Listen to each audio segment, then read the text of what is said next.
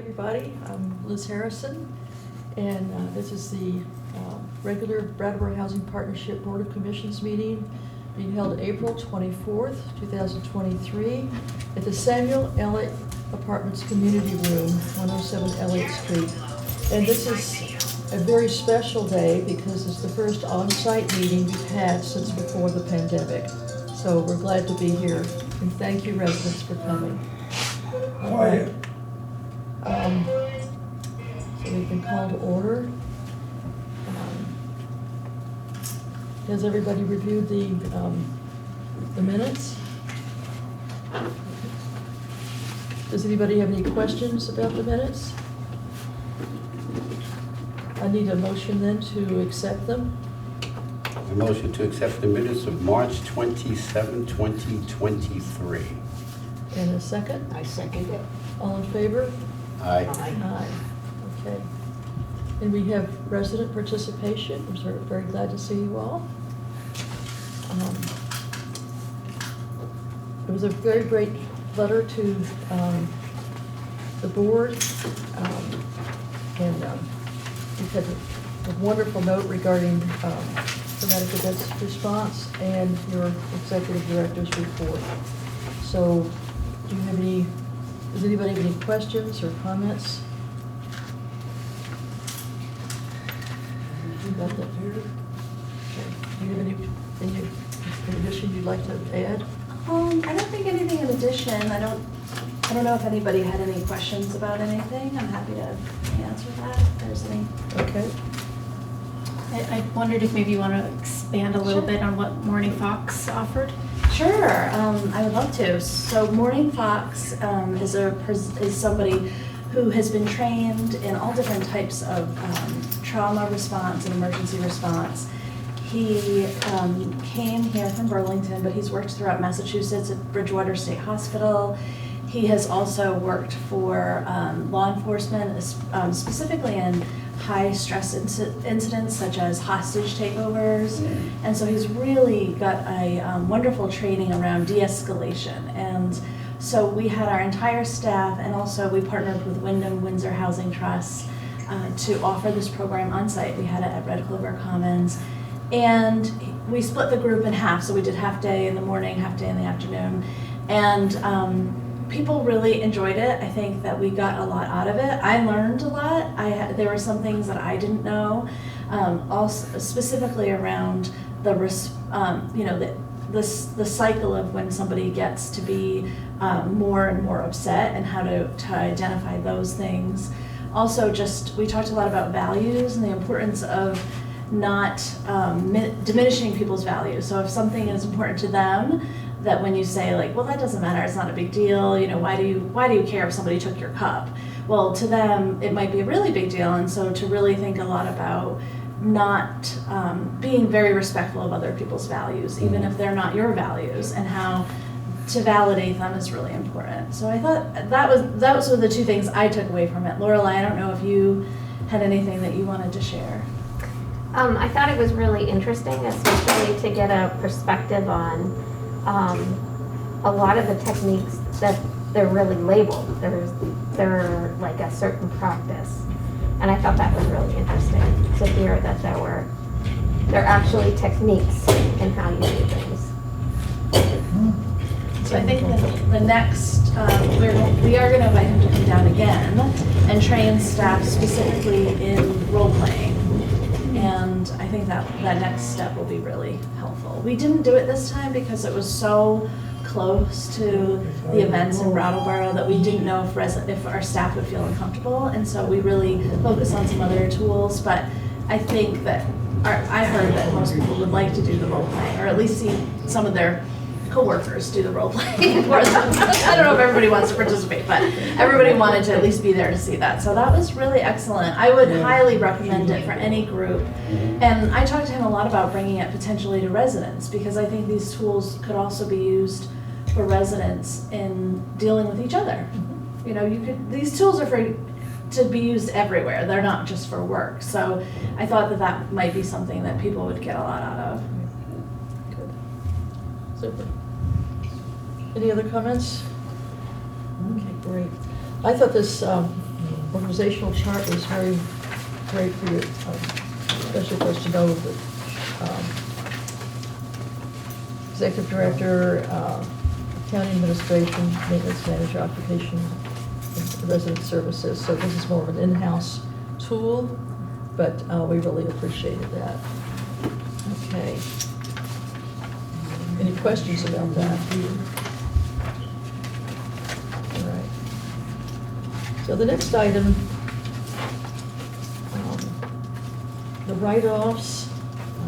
So just before you start, I don't know if anybody had any questions about this. So the last time we met, we were talking a little bit about the termination of leases, and so for payment, for either non-payment or for cause. And then so this, and I apologize that the red didn't print out as well as I thought, but if you look, you know, these are all of the cases that we have, and the ones that are in red are the ones that we are moving forward with. The rest are ones that we are not, whether it's because they're working with somebody else or because, you know, they've committed, you know, they've talked to us or they've already submitted funds. So I just wanted you to be able to see that. And there's only a handful of for cause. I think right now we have 3 termination of leases for cause. Right. My apologies for almost skipping over that. I thought these were pretty tied into each other. Yeah.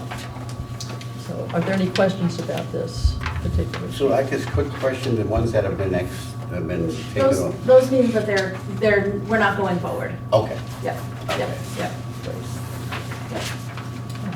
And Liz, if I might, I actually had a question on the executive director report too.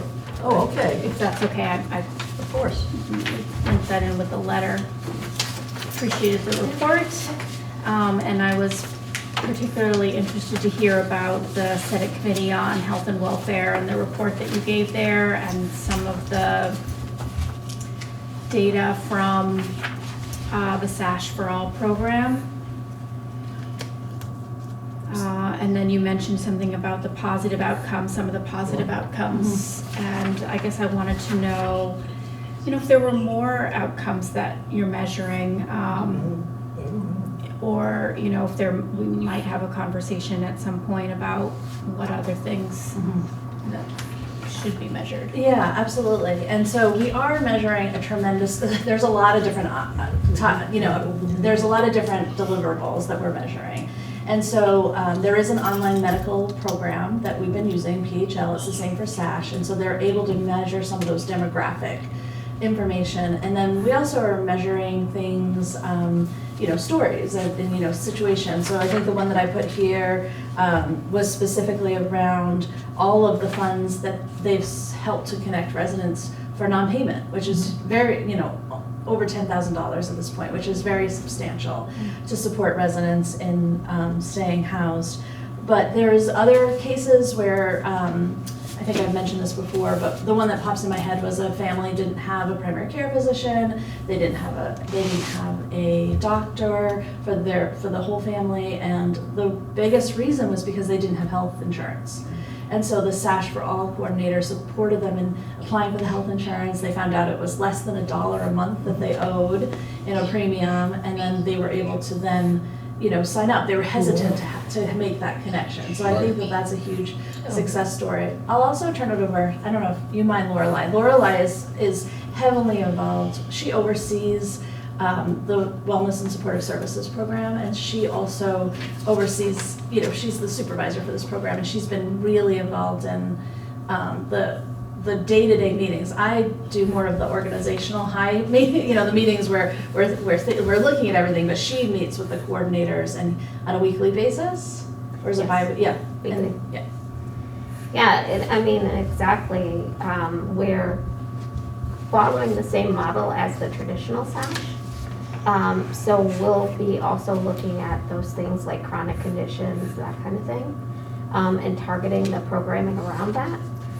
But we're also looking at what looks different with this demographic because of the family component of it. So we're just trying to see what's going to come out of that being the pilot year, is what other things can we pull from that might look different. I mean, we obviously know there's going to be some crossover, especially with things like pre-diabetes, diabetes, things of those nature. But it might look a little bit different than our other sites, so. The other thing that we're measuring, that we're not measuring for the traditional SASH program, is the housing retention. So that was another piece that we decided to measure. So looking at, the lease, any termination of leases for the last few years, and then going forward, because we're really trying to show a direct correlation that whatever we're doing is helping people to stay housed. Is that correct? Yes. Okay. And I'm super excited about it because we're also looking at, the makeup with the children as well. And so that, what that looks like going forward, we're starting from the ground up, which is super exciting to see how that's gonna work out.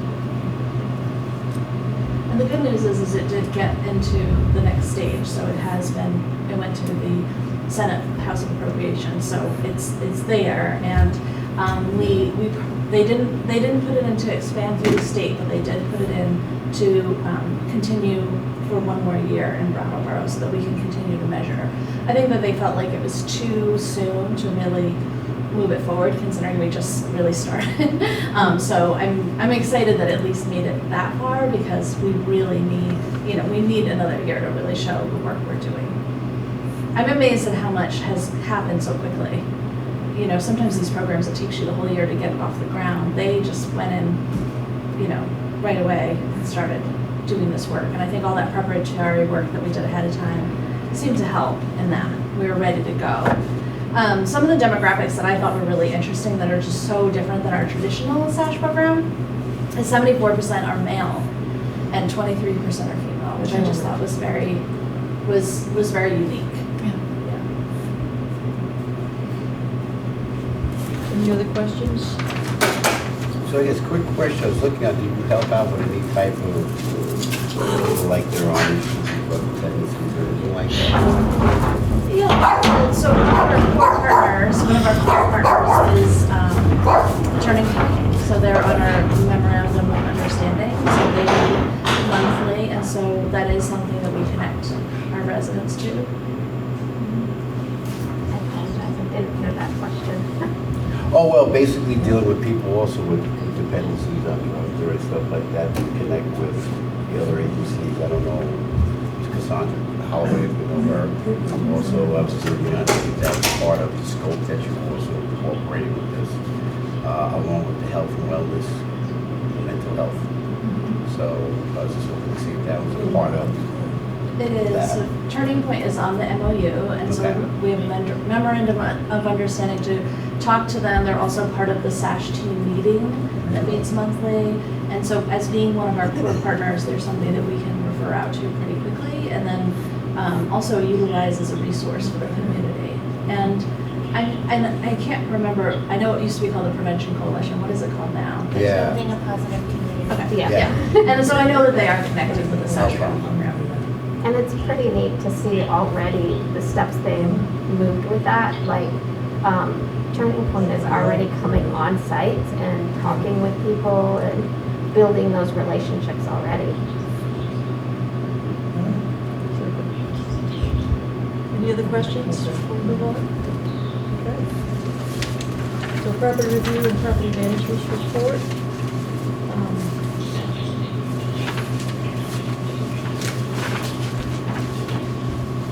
Any questions about that report? Should we take some close? I was curious about some of the applicants from the wait list not responding or not interested due to lack of parking. I don't know if there was anything. yeah. There's limited parking at Red Clover. Yeah. Yeah. And so, yeah, is that a chronic problem? Does that keep people out of I think that we found that when we tell people, when we pull the loan application, so Red Clover Commons is a little unique in that that's the only place that we don't hold the wait list. Vermont State Housing holds the wait list because they are the ones who offer the voucher, the subsidy to live there. So they hold that piece and then they send that to us and then we screen them once they come up to the top of the list. So once we start screening people, at that time we tell people, and we've started to tell people now, but a lot of the people who were on the wait list applied years ago before we had Red Clover Commons 2, so we didn't have a parking problem until then. But when we built Red Clover Commons 2, because we built it on the overflow parking lot, we didn't, we lost a lot of those spaces. And then we added 18 additional people. So now when people sign up, we tell them right from the beginning that there's limited parking, you might be on the wait list, you might not get a parking space when you first move in. Some people don't mind and some people do. And we've had people move in and they've been waitlisted and they've had to wait, and then when a parking spot, assigned spot becomes available, we've given it to them. But it is an issue. I think when the developers built the building, their thought was that 37 parking spaces would probably be enough. It was roughly half the population. We find that it's actually more as we're housing younger and younger people. We're not housing as many specifically seniors, but more younger people with disabilities. They tend to have cars. I think that the thought was that it was more important to build the housing than to worry about the parking, because the housing was such a need. And so we've tried to find parking in other places. Like we've tried to rent spots at Price Chopper, and we've tried to rent. And they said absolutely not. They weren't interested at all in that. And then we've tried to rent spots kind of close to where there's a big lot of land behind where Burger King is, and that also was not an option. And so we've looked at potentially behind Lotus Graphics. Thinking about what that could potentially be, but at this point, I don't think it's a huge issue. We're not losing a tremendous amount of people, but for some people it is an issue.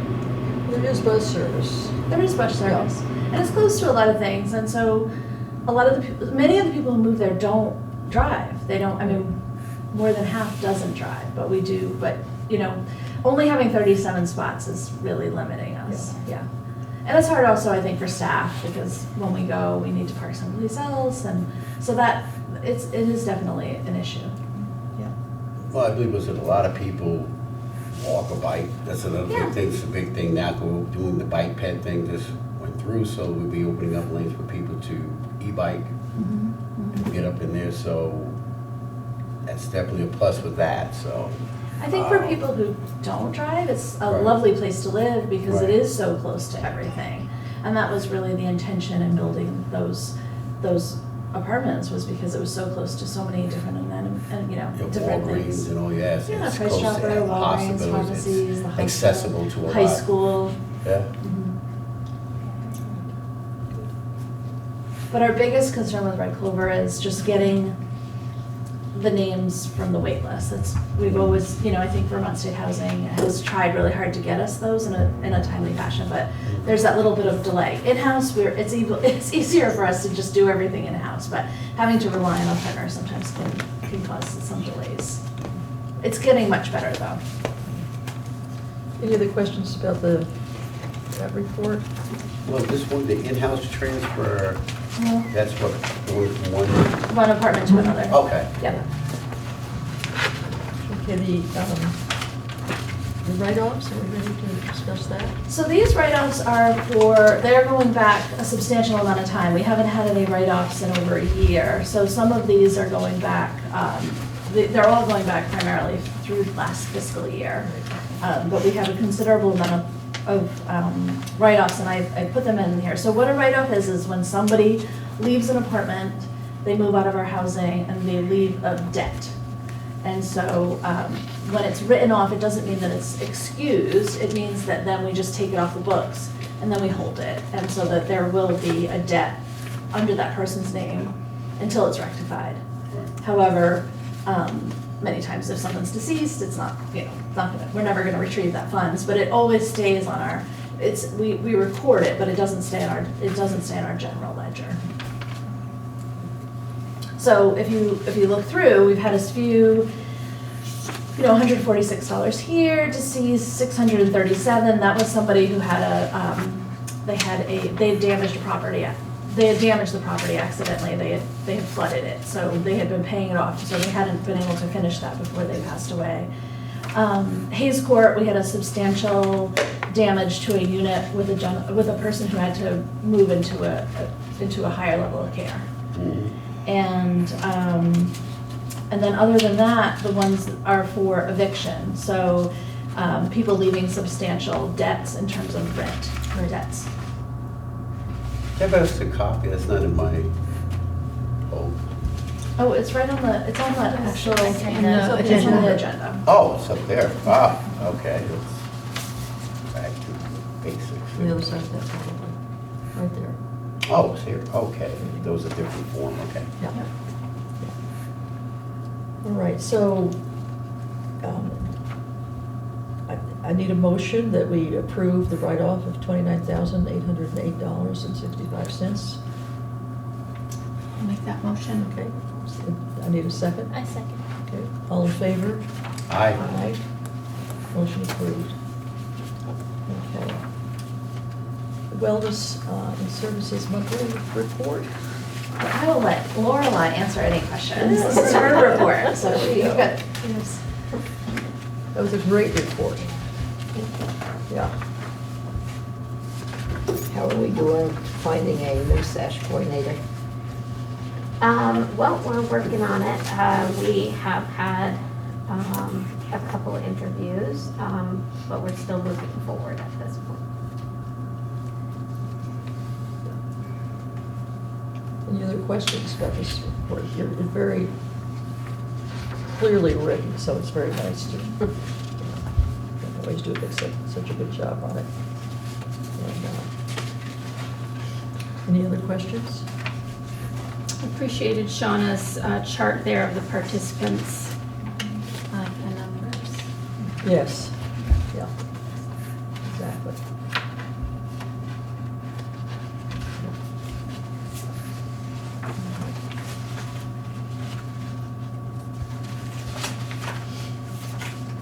Gratitude to the staff, thank you. Pardon?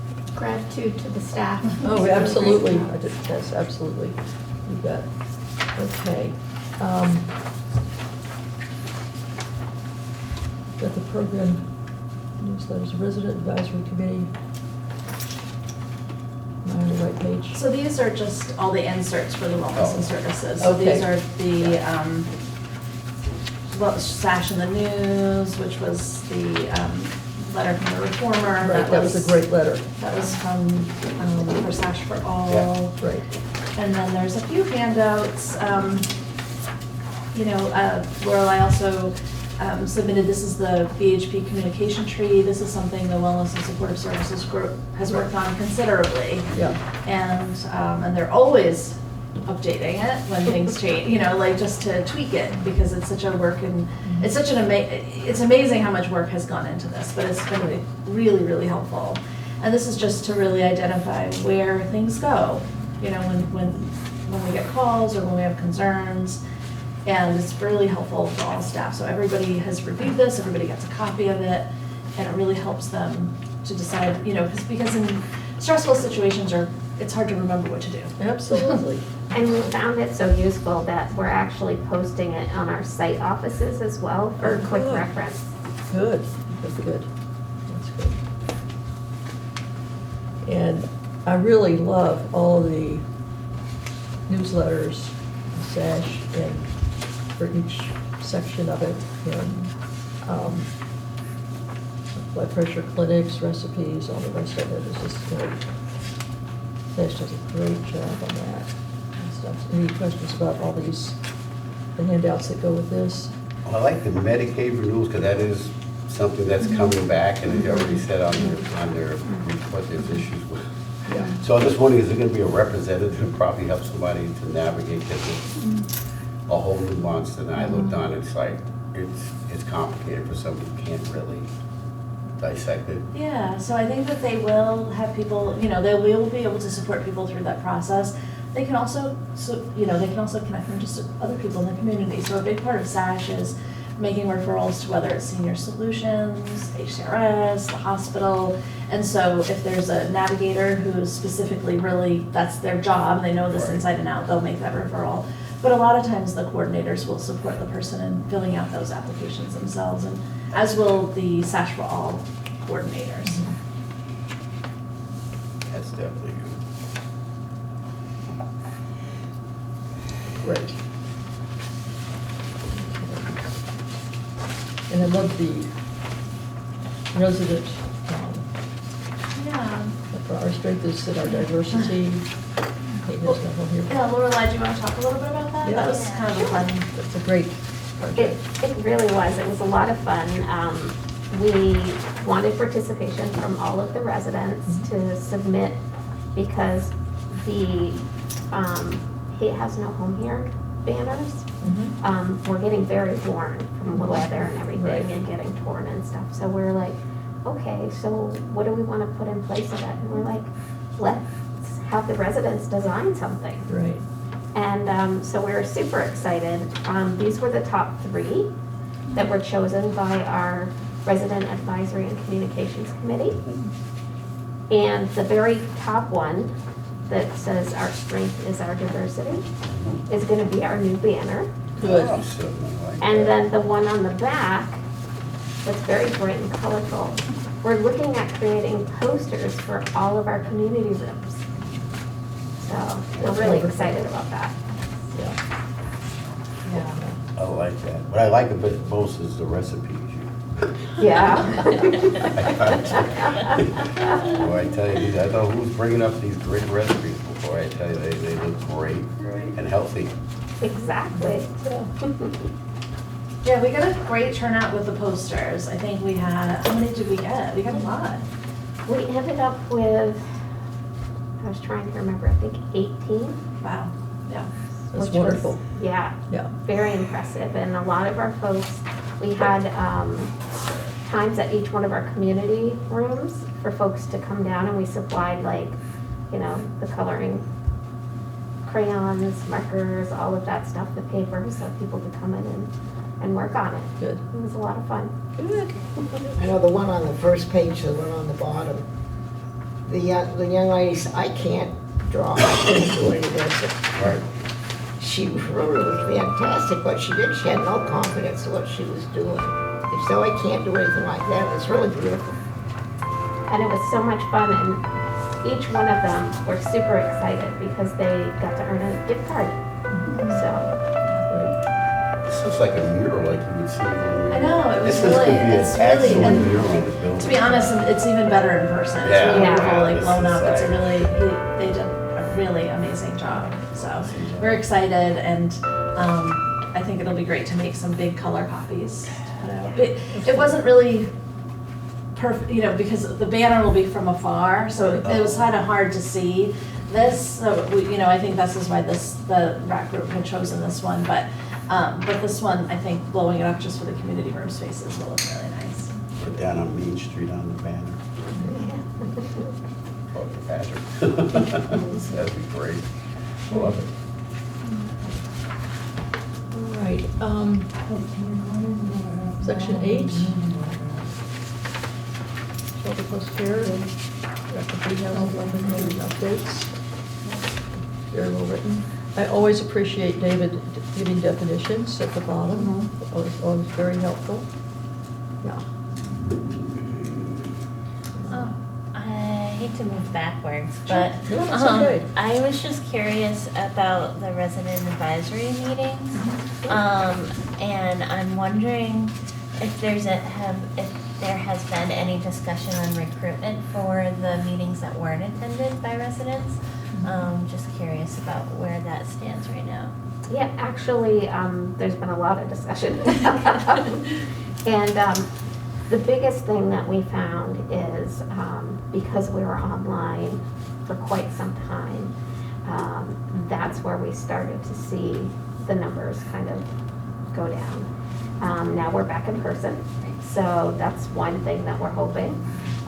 Today was just our second in-person meeting, which was great. And so after talking with the group today, we've decided to go to each one of the properties and circle around, kind of like what you guys do, in hopes that we can generate people to get excited about it and be like, what's going on?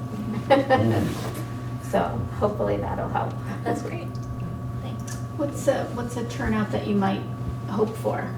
What, 10 people, 20 people? That I'd hope for or dream for. What used to happen, and maybe do you have like a goal in mind? So in the past, we would generally get about 10 people roughly. While we're dreaming big, we'd have 4 from each one of our sites. Oh, that's good. We have one location that actually meets that. They have 4 people participating from one site. That's great. Good. They get a prize. Yeah. And they really are the leaders in this, in the terms of they're really, because a lot of them have been doing it for a long time, and so they're really the ones, I think, hopefully to help mentor other people as they come on. Great. Did you do lunch? Right now, we're doing light refreshments, so we've been doing like bagels, cream cheese, coffee, that kind of thing.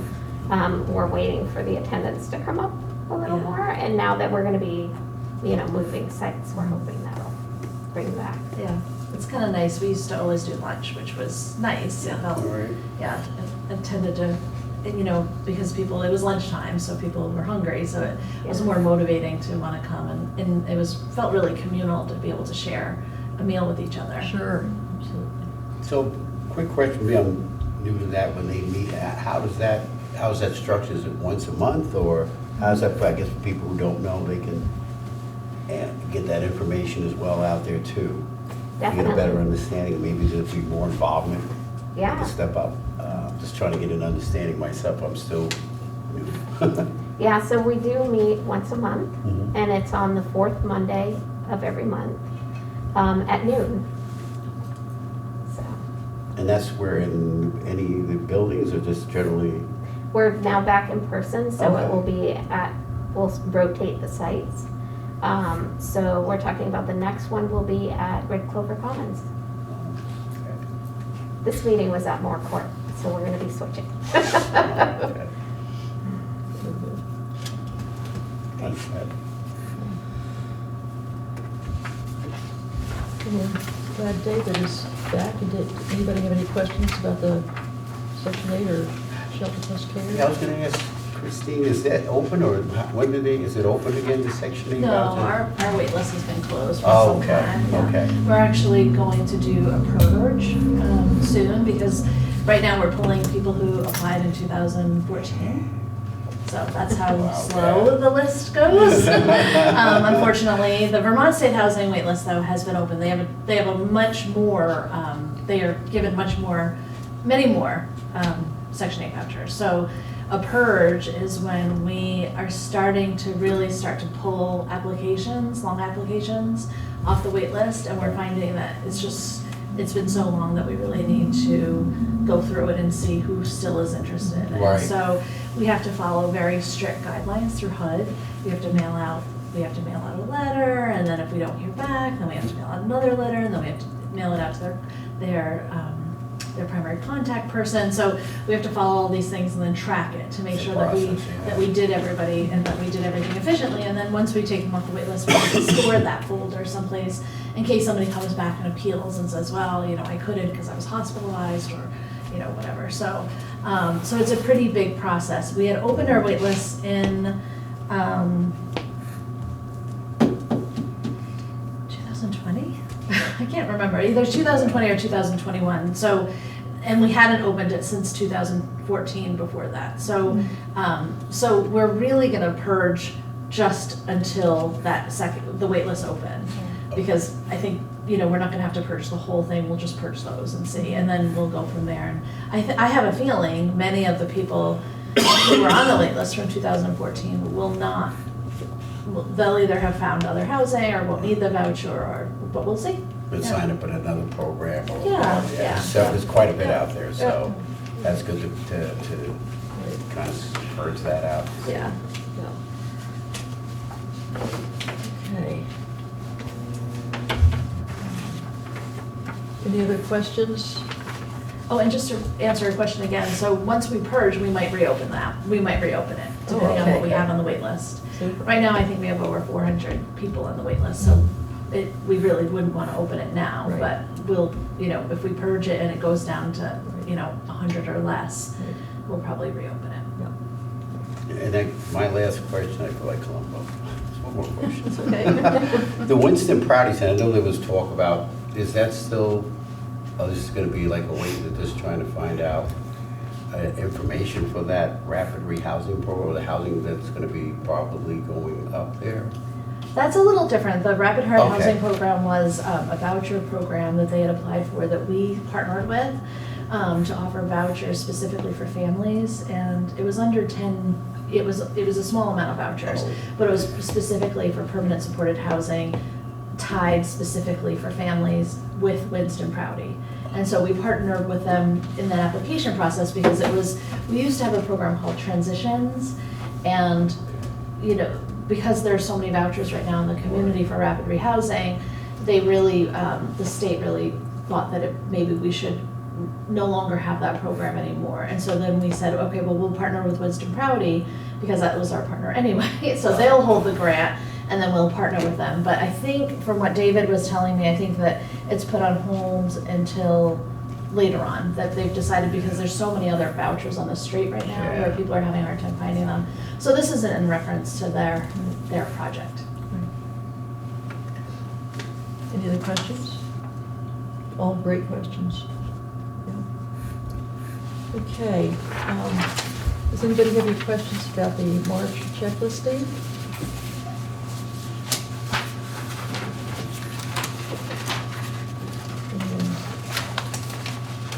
In relationship to that, the check signing assignments,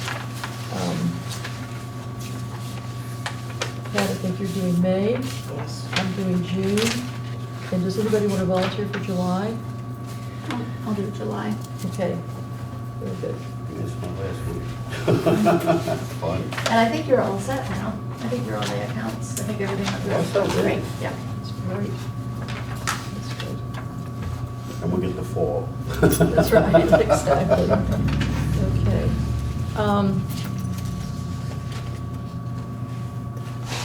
This is your statement, financial statement for Brattleboro Housing. Yeah, we haven't met since our Well, last meeting. Okay, I'm actually skipping over. it. That's I'm fine. sorry.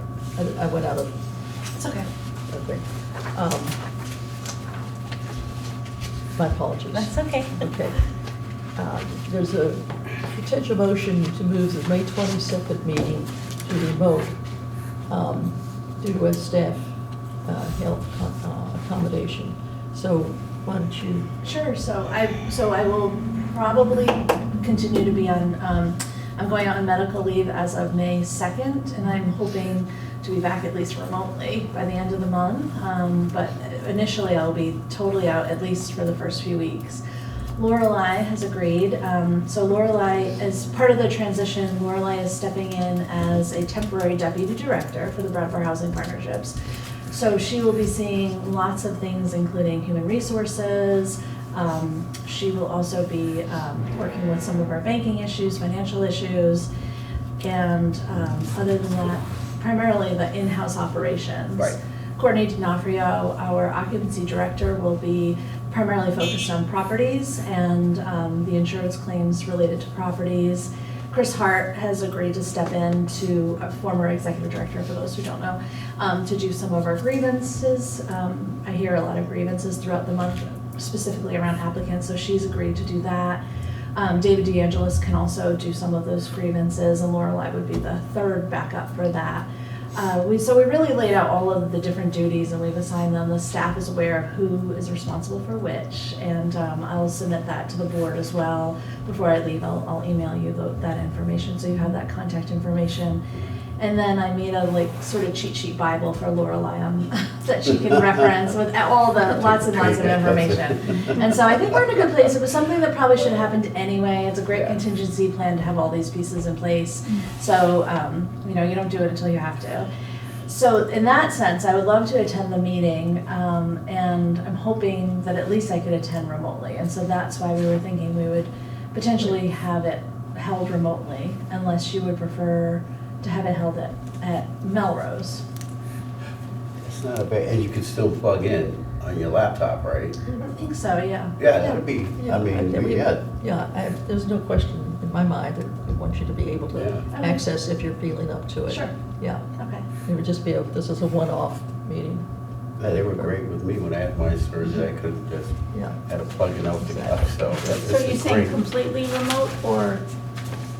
It'd be hybrid, Hybrid, yeah. if somebody wants to come Okay, to okay, great. Melrose, they can. So we can have BCTV come, and I believe BCTV you can do a hybrid, correct? Yeah. Yeah. So I need a motion to approve May 22nd meeting as remote or hybrid. I move that we move to May 22nd, this reading yours.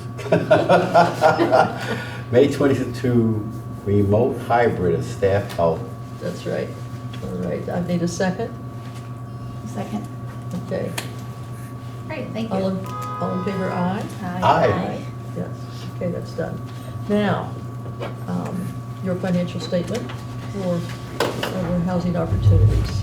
Yeah, I just wanted to see if there was any questions on the statement. We have not met since our last meeting, but we will be, so, there's nothing to report at this time. All right. Exciting news about the grants and the donations. Right, exactly. Should come down to, where I'm at, Goodwill. Do they do that? Oh, they have several programs that they offer, and I can leave whoever is the business card for contact. Yeah. Congratulations. Yeah, I can do that. That'd be great, That- thank I you. give you their email and everything, that'd be awesome. Yeah, thank you. Is there anything else we need to discuss? Oh, well, I didn't know if any, when did you do, I guess, public or whatever participant, they asked them if they have anything? Sure. Do either of you have any questions? No. Okay. Thank you for joining us. And we're I very can't hear a lucky. word. Do you have any questions? Sorry, just sitting here. Oh, okay, Great. Yeah. Thank you for absolutely. remembering my manners here. All right, Well, so. there was one thing that I was gonna ask. Sure. Last year, they brought up moving those recycle bins along the fence line rather than beside the building where they are, because it's bad between the stench and the maggots and everything that are around those barrels. It's really bad. So I don't know if that's gone any further yet or not. I don't know. I can ask the property managers and let you know. You wanted to have the move, where would they like to have the move to? They said at the time along the fence line. So I believe that means between this building and those buildings that are next to us. Was it 4 buildings that are almost identical? The fence line between our property and that property. Primarily for the compost and the recycling, right? Because everything else you put in the trash chute. Most everything else does. I mean, you got all the bottles and cans and all that stuff that are, some people wash them out, like your vegetable cans and things like that. Some don't. So, I mean, in my opinion, and what they had said at the time, was that they were gonna move all of the trash cans over to the fence line. I'll ask property management and maintenance and see if they have a plan to do that for the summer. I'm not sure. I haven't heard. Yeah, there could be a lot of compost. Yeah, Just thinking about that. yeah. Really, the compost is big. It's one small one for 62 apartments. It's really isn't big enough for It's 62, not enough. yeah. for 62 apartments. Yeah. I mean, it's- Does it fill up? No. I don't know. Yeah, because I haven't heard, some property sites we've added more because so many people utilize it. But usually, it seems like the property sites where people don't pay for their trash, we have much less compost. I probably would if we had enough bids, to tell the truth. Okay. Because when you have that, you go out and there's just that one little tiny bin for their 16 Yeah, that doesn't apartments. seem big enough. Okay, all right. They that's fine. really need, I think if they did put more in, more people would compost. Okay. Thank you for bringing up your concern. Yeah, thank you. Yes. Is there anything else you want to discuss? I need a motion to adjourn the meeting. I motion that we adjourn the meeting. Okay, And I second it. you second it? Okay, all in favor? Aye. Thank you, the meeting is adjourned. Thank you for attending.